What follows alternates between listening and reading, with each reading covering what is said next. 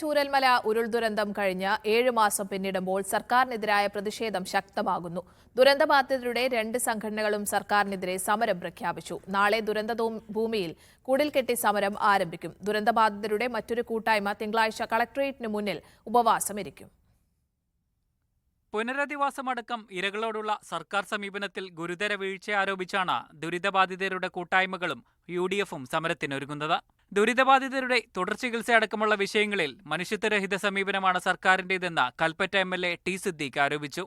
ഈ ആളുകൾ, ഈ ദുരന്തത്തിന് ബാധിതരായ ആളുകൾ മുഴുവൻ ഈ നാട്ടിലൂടെ മുഴുവൻ കറങ്ങണോ ചികിത്സിക്കാൻ? 7ാമത്തെ മാസം വരിക, ഓർഡർ ഇറങ്ങിയില്ലല്ലോ. അപ്പൊ ഇതാ പറഞ്ഞത്, സർക്കാരിന്റെ പ്രയോറിറ്റി ഇതിലില്ല.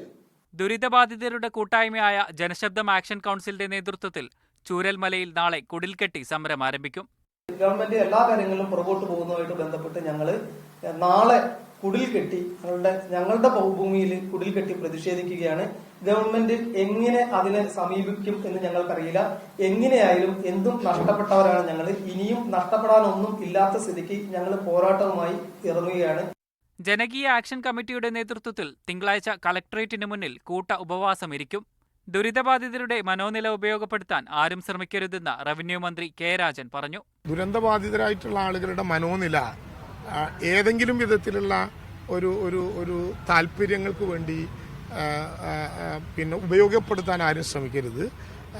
സർക്കാരിന്റെ മുമ്പിൽ ഏതെങ്കിലും പരാതി വന്നാൽ മണിക്കൂറുകൾക്കകം, ദിവസങ്ങളല്ല ഞാൻ പറയുന്നത്, മണിക്കൂറുകൾക്കകം ആ പരാതി പരിഹരിക്കും. ഉരുൾപൊട്ടലിൽ വയനാടിനെ കേന്ദ്ര സർക്കാർ അവഗണിച്ചെന്നാരോപിച്ച് 24-നും 25-നും പ്രധാനമന്ത്രിയുടെ വസതിക്ക് മുന്നിൽ LDF നേതൃത്വത്തിൽ രാപ്പകൽ സമരമിരിക്കും.